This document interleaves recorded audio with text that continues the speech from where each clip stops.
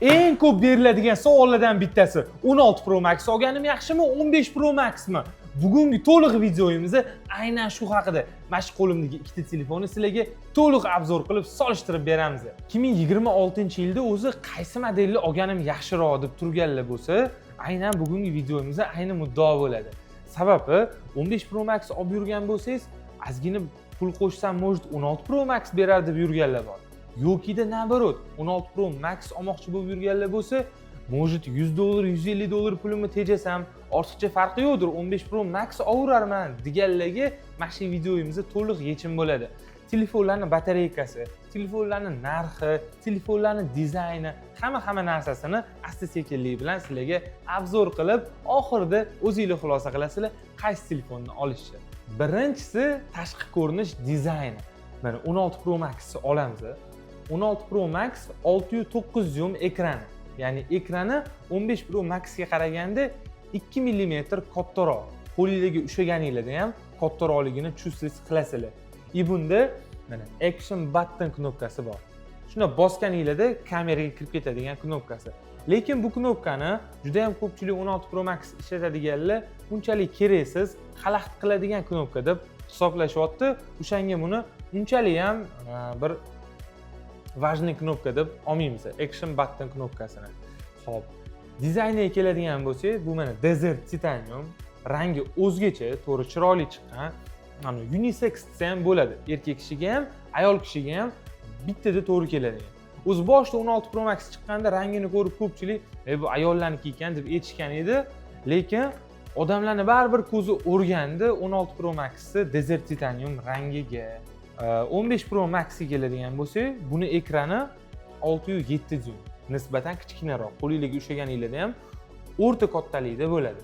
Ya'ni juda ham katta emas. Juda kattani yoqtirmaydiganlarga ayni muddao desa ham bo'ladi. Xo'p, bunda action button knopkasi yo'q. Ikkalovi ham Dynamic Island'i bor, ya'ni ikkalovini ham ekrani razmerida asosiy farqi. Xo'p, ekrani ikkalovi ham 120 Hz. Xo'p, maza qilib ikkalovini ham ishlatsanglar bo'ladi. Ya'ni tashqi dizaynida unchalik katta ham farqi yo'q.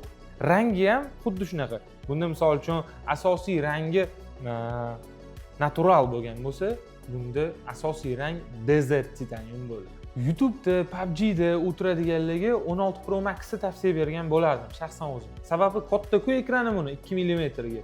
Siz mana shunday ko'rib o'tirganingizda maza qilib ko'rasiz. Yoki o'ynayotganingizda ham maza qilib o'ynaysiz, ekrani katta bo'lganini hisobiga. Bu aynan dizayn tarafidan.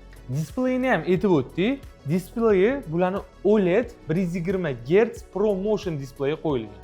Bu degani, hop, ikkalovi bir xil. Agarda siz 16 Pro Max'ni ham natural titanium rangini qo'yib qo'ysangiz, ikkalovini ham xullas natural rangini qo'yib qo'ysangiz, deyarli ekranda farq sezmaysiz. Ya'ni bir xil.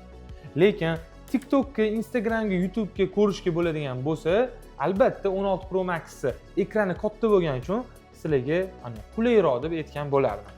16 Pro Max'dagi yangilanishlardan bittasi bu ichidagi chipi. 15 Pro Max'da A17 Pro chipi bo'ladigan bo'lsa, 16 Pro Max'da anchayin yangilangan, yaxshilangan A18 Pro chipi qo'yilgan. Bu chipni nima farqi bor deydigan bo'lsanglar, bu birinchi o'chirda tez qizib ketmaydigan chip. A18 Pro chipi tez qizib ketmaydi.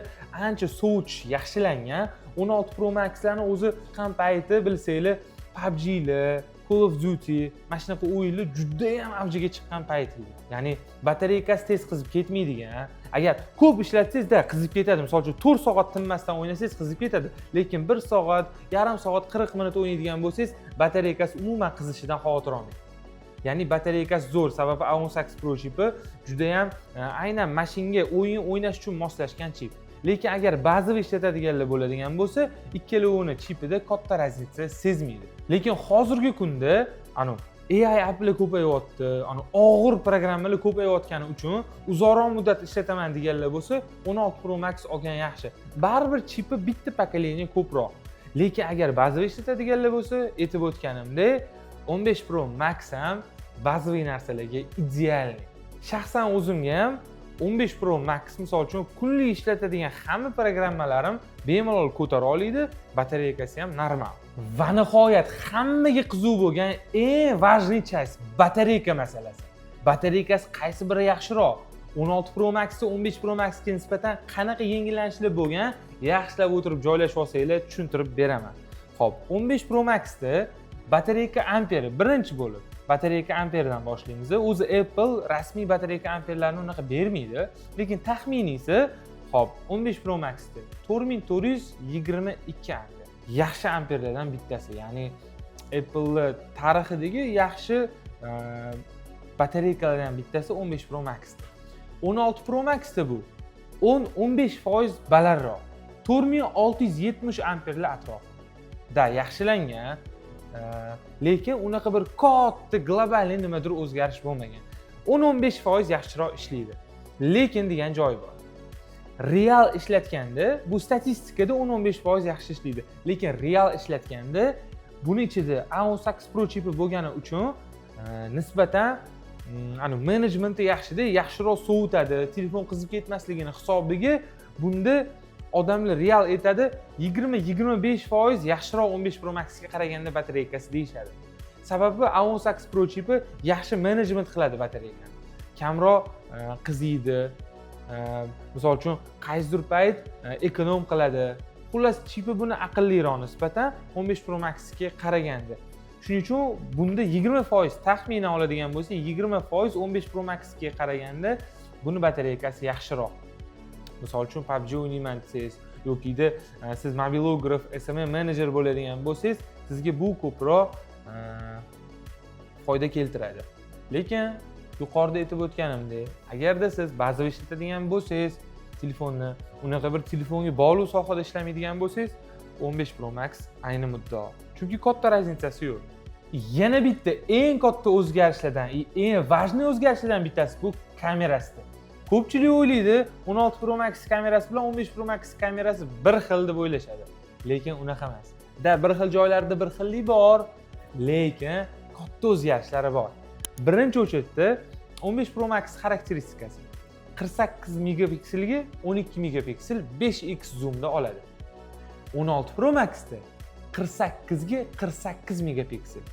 Ya'ni ikkalovi ham 48, asosiy kamera ham 48 bu qo'shimcha ultra wide deydi, qo'shimcha kameralari ham 48 megapikselda oladi. Bu 4 baravar o'zgarish degani 15 Pro Max ga qaraganda. To'g'ri, 15 Pro Maxda ham asosiy kamera 48 oladi, lekin qo'shimcha kameralari juda ham sust.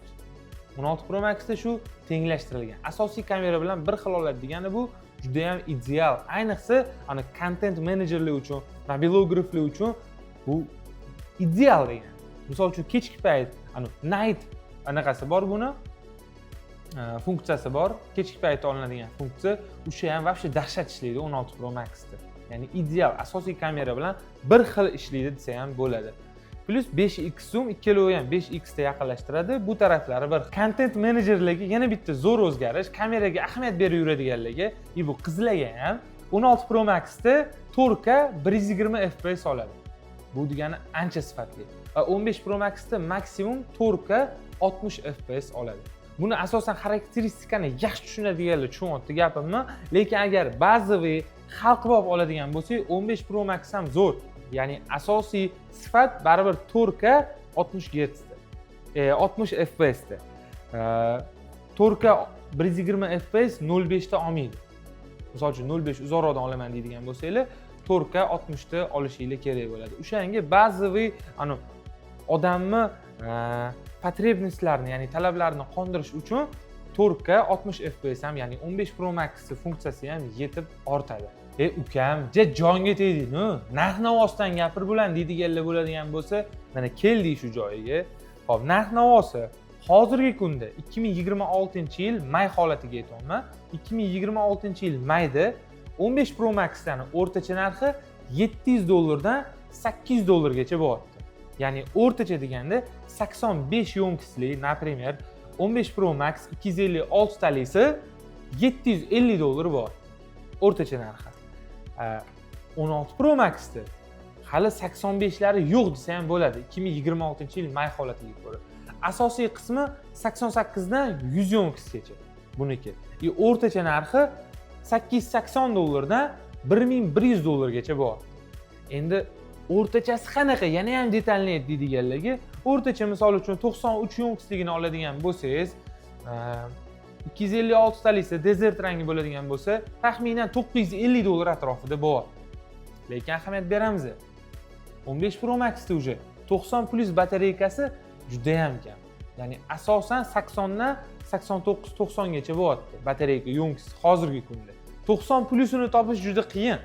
Lekin bunda hali 90 dan tushib ketmagan 16 Pro Max. Ya'ni juda eski model emas, o'zi o'tgan yili chiqqan. Shuning uchun bunda asosiy yonkisi 90 plus bo'lgani uchun narxi nisbatan balandroq. O'rtacha narxidagi farqi $200 tashkil qiladi. Bu o'rtacha $700, $750 bo'ladigan bo'lsa, bu 16 Pro Max. $900, $950. Endi ahamiyat beradigan joyi. Siz kichkina o'zgarishlar uchun 200 dan $250 gacha pul to'lashga tayyormisiz? Yoki 15 Pro Max olib qo'yganingiz yaxshimi? Shu narsa bizani qiziqtiryapti. Kommentariyada обязательно yozib qoldiringlar. Sizlar hozirgi tepada tushuntirib o'tgan hamma o'zgarishlarimizni, kichkina detallar sizlarni $250 doplata qilishga majburlay oladimi? Yoki sizlarni 15 Pro Max ham qoniqtiradimi? 16 Pro Max tutadiganlar bo'lsa, uni eng zo'r funksiyalarini yozib ketinglar. 15 Pro Max tutadiganlar bo'lsa, o'zingizlarga yoqqan hali 16, 17 ga alishtirishim shart emas deb nimaga unaqa o'ylashinglarni kommentariyaga yozib ketinglar. Ikkita telefonni biza solishtirib berish bizadan, qaror qabul qilish sizlardan.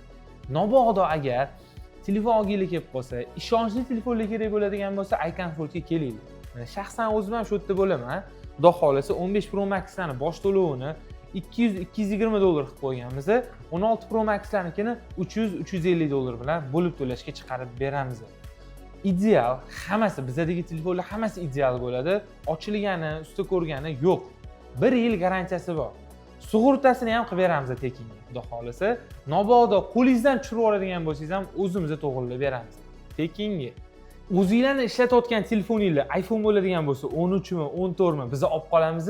O'rniga xohlasanglar 15, xohlasanglar 16 ni bo'lib to'lashga qilib beramiz. Xullas, bitta qilib aytganda, solishtirish bizadan, tanlov qilish o'zingizlardan. iComfort eng ishonchli tanlov.